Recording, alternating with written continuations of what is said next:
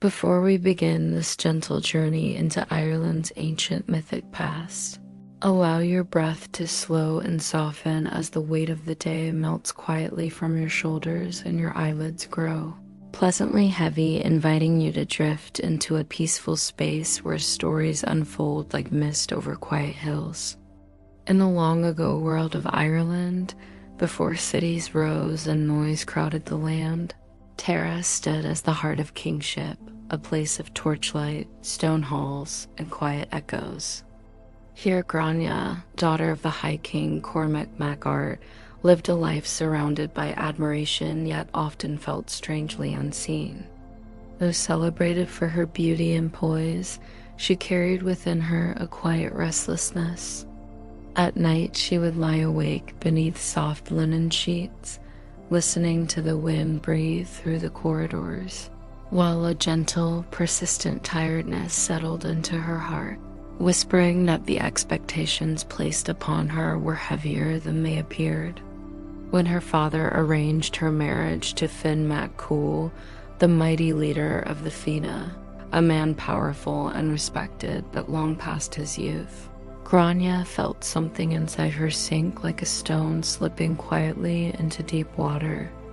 Although Finn was a hero to the world, to her he felt distant, cold, heavy, and impossibly far from the love she longed for.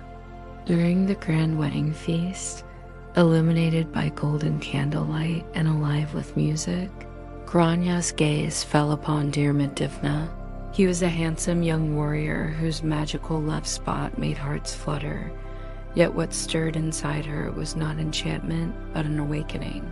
A warmth so gentle and unexpected that it softened everything heavy within her. As she watched Diarmuid move with quiet grace among the warriors, something settled clearly in her spirit. She would not bind her future to a life that felt like a long, tired sigh. Her heart, so weary of being shaped by others, reached instinctively toward the man whose presence felt like a breath of fresh air in a stifling hall. As the feast deepened into the night and the music softened, Gráinne made a daring decision born from the ache of years. She slipped sleeping herbs into Finn's cup and into the cups of the Fianna. As the warriors drifted into heavy dream-filled slumber, she approached Diarmuid with calm determination and placed a spell upon him, a sacred and unbreakable obligation that bound him to take her from Tara and protect her until she was safe. Diarmuid, torn between loyalty and honor, felt the weight of the spell settle over him like a destiny woven before he was born. Though his heart grew heavy with conflict, he rose and took her hand, guiding her out into the soft night while the world behind them slept in deep, enchanted silence. Ireland at night welcomed them with open arms, its forests whispering lullabies through their branches, and its moonlit paths glowing pale and silver. The two fled into the wild, moving quietly across hills and riverbanks where the only witnesses to their journey were the stars overhead and the rustling leaves beneath their feet. As days turned into nights and nights into weeks, something gentle and inevitable blossomed between them. It was not a reckless passion, but a slow, steady warmth built from shared glances, shared risks, and shared moments of stillness when the world seemed to hold its breath just for them. Gráinne, who had long felt caged by duty, discovered in the forests a freedom so tender it made her eyes soften. Diarmuid, who carried loyalty like armor, found that her presence eased his burdens, lightening the heaviness he had carried for so many years. Finn soon awoke to find his bride gone and his trusted warrior vanished. With anger clouding his heart, he began his relentless pursuit, sending the Fianna across Ireland to hunt the pair. Yet always they remained just out of reach, sheltered by luck, fate, and the quiet protection of the land itself. Despite the danger, the journey held moments of breathtaking calm as the two rested beside shimmering lakes, hid in deep green glens where the air smelled of moss and rain, and shared soft conversations beside small fires whose light flickered gently across their faces. There were nights when she would drift into sleep with her head resting lightly against his shoulder, her breath warm and rhythmic. As he watched over her, he felt both protective and profoundly moved, his heart growing heavier with affection each time he saw her peaceful in his arms.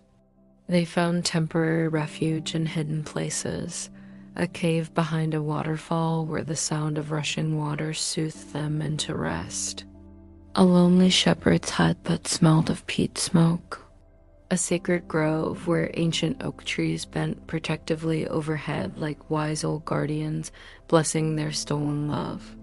In these pauses between flight and fear, their love deepened into something steadfast, tender, and rooted, the kind of love that grows not from haste, but from quiet understanding, shared hardship, and the soft unfolding of two hearts learning to trust one another. Yet destiny, patient and inevitable, continued its slow approach, for no story in the Fenian cycle escapes the thread of tragedy woven into it, and even the gentlest love must one day face the weight of fate. After years of pursuit, Finn finally cornered them during a boar hunt on Ben Bulben, a hunt steeped in prophecy and danger. An enchanted boar, destined to end Diarmuid's life, had long roamed those slopes, waiting for its appointed hour. When the monstrous creature charged, he fought bravely, but the boar's tusks tore through him with brutal force. As the beast fell, so too did the warrior, collapsing onto the earth with a wound so deep that his strength flowed from him like water through open fingers. Gráinne ran to him with a cry soft and breaking, her hands trembling as she gathered him into her arms. His body grew heavier against her as his breath thinned into shallow gasps that sounded like distant echoes of the man she loved. Finn arrived moments later and stood over the dying warrior, holding within his hands the magical power to save Diarmuid by letting him drink water cupped from Finn's palms. Yet jealousy clouded his heart and he hesitated, watching Gráinne despair deepen as precious seconds slipped away. Only when grief cracked through his anger did Finn finally kneel and gather the water, but by then his breath had already faded like a candle guttering in the wind. He died before the healing gift could reach his lips, leaving Gráinne to cradle him in a sorrow so heavy it seemed to silence the world around her. Their love, though brief and burdened by fate, has echoed across centuries, whispered through Ireland's valleys and hills, carried gently by winds that sweep over ancient stones and quiet glens, reminding all who hear the tale that even the most tragic love can leave behind a beauty that softens the soul.